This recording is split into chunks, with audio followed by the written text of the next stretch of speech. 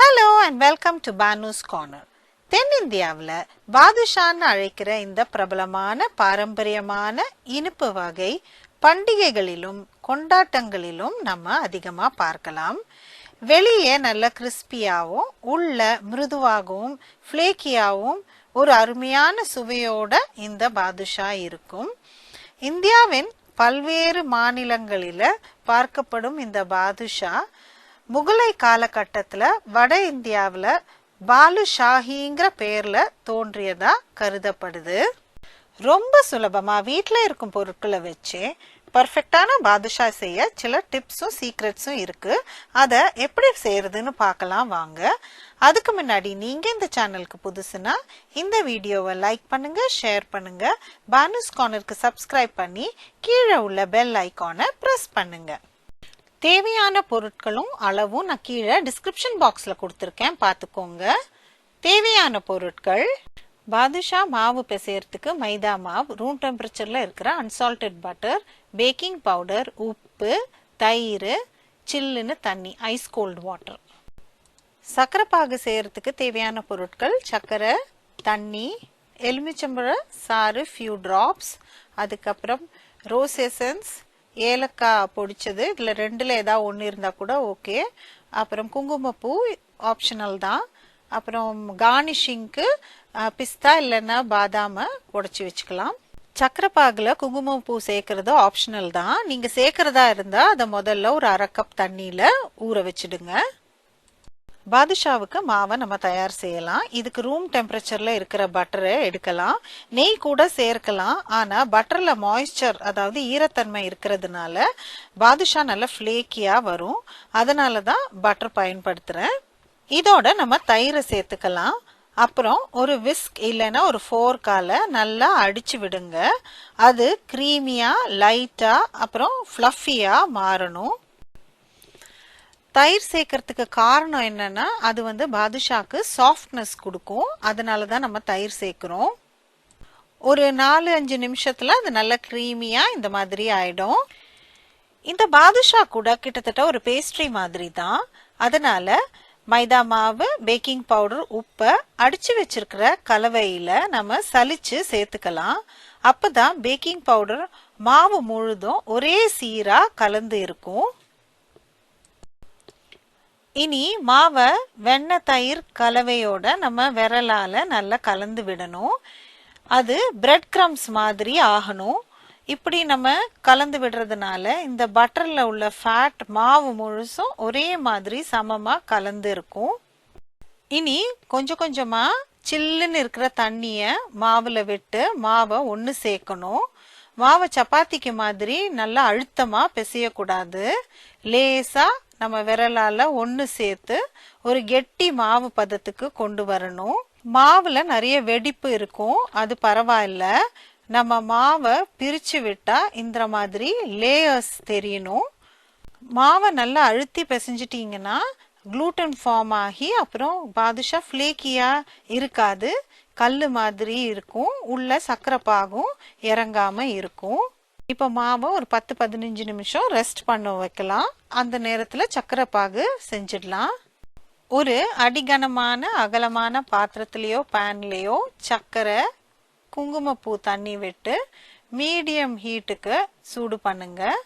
சர்க்கரை கரையும் வர கலந்து விட்டு ஒரு 5 நிமிஷம் கொதிக்க விடுங்க. பாகு ஒரு கம்பி பதத்துக்கு வரணும். ஒரு கரண்டியில பாகை எடுத்து ஆற வச்சுட்டு நம்ம பெருவிரலும் ஆள்காட்டி விரலுக்கும் இடையே பாகை எடுத்தா இந்த மாதிரி கம்பி பதம் தெரியணும்.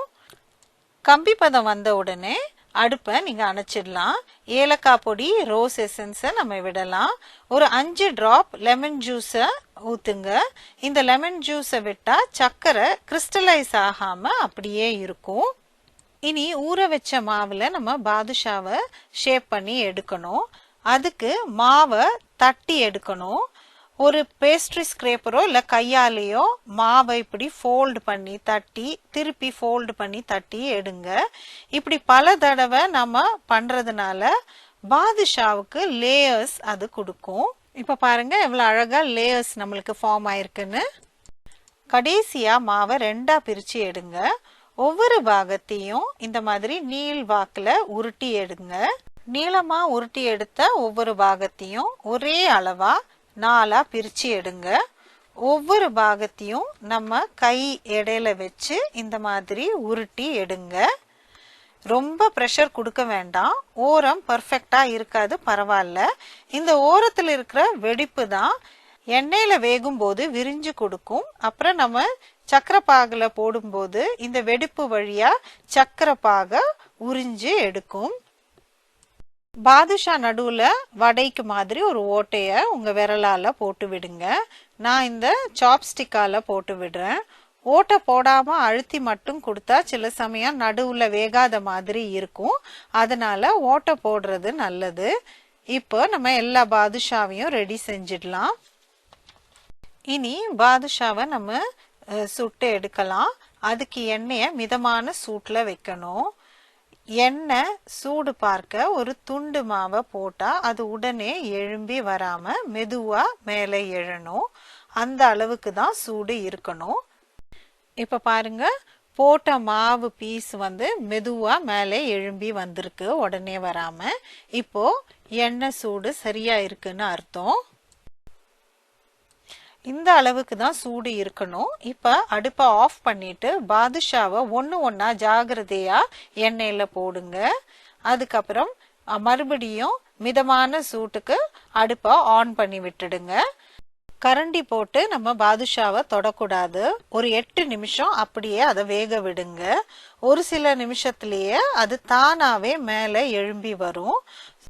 பாருங்க, இப்போ எல்லா பாதுஷாவும் ஒவ்வொன்னா மேலே வந்துடுச்சு. அதுக்கப்புறம் 8லேருந்து 10 நிமிஷம் ஆகும் இந்த பக்கம் பொன்னிறமாக. அதுக்கப்புறம் கரண்டியால மெதுவா திருப்பி போட்டு மறுபக்கமும் 8லேருந்து 10 நிமிஷம் ஆகும் பொன்னிறமாக. ஒரு விஷயம் சொல்ல மறந்துட்டேன். பாதுஷா எண்ணெயில போட்ட உடனே அது விரிஞ்சு கொடுக்கும். அதனால எண்ணெய் சட்டி அளவுக்கு ஏற்ப பாதுஷா எண்ணிக்கைய நீங்க பார்த்து போடுங்க. நான் 8 பாதுஷாவையும் ஒன்னா போடணுங்கிறதுனால அகலமான எண்ணெய் சட்டிய நான் எடுத்துக்கிட்டேன். எனக்கு பாதுஷா கிட்டத்தட்ட ஒவ்வொரு பக்கமும் 10 நிமிஷம் ஆச்சு வேகிறதுக்கு. இப்ப பாருங்க, பொன்னிறமா அழகா வெந்து வந்துருச்சு. பாதுஷா ஃபிளேக்கியா இருக்கிறதுனால அது பர்ஃபெக்டா ரவுண்டா இருக்காது, அது நார்மல் தான். இப்போ நம்ம சூடா இருக்கிற பாதுஷாவை நம்ம சக்கரை பாகுல போட்டுடலாம். சக்கரை பாகும் சூடா இருக்கணும். நம்ம ஒவ்வொன்னா ஜாகிரதையா சக்கரை பாகுல போட்டு ஒரு 5 நிமிஷம் ஒரு பக்கம் ஊற வச்சு மறுபக்கமும் 5 நிமிஷம் ஊற வச்சு எடுக்கலாம். நீங்க பாதுஷாவை பொரிச்சு எடுக்கிறதுக்குள்ள பாகு ஆறிடுச்சுன்னா பாகை சூடு பண்ணிட்டு அப்புறம் நீங்க சூடான பாதுஷாவை சூடான பாகுல போட்டுடுங்க. நீங்க பாத்தீங்கன்னா பாகோட அளவு குறையும். ஏன்னா இந்த பாதுஷா சக்கரை பாகை உறிஞ்சிக்கும். பாதுஷா ஒரு 10-15 நிமிஷம் ஊறின அப்புறம் அதை எடுத்து ஒரு தட்டுல வச்சுட்டு நம்ம பொடி பண்ணி வச்சிருக்கிற பிஸ்தா இல்ல பாதாம் பருப்பை நம்ம மேல தூவி டெக்கரேட் பண்ணிக்கலாம். இப்போ நம்ம சுவையான பாதுஷா ரெடி ஆயிடுச்சு. பாருங்க, வீட்லயே அருமையா கடையில கிடைக்கிற மாதிரி பாதுஷாவை பண்ணலாம்.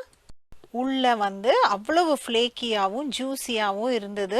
நீங்களும் இந்த பாதுஷா ரெசிபியை வீட்ல ட்ரை பண்ணி பாருங்க. உங்களுக்கு இந்த வீடியோ பிடிச்சிருந்ததுன்னா லைக் பண்ணுங்க, ஷேர் பண்ணுங்க, பானுஸ் கார்னருக்கு சப்ஸ்கிரைப் பண்ணுங்க. அடுத்த வீடியோல சந்திப்போம். தேங்க்யூ, பாய்.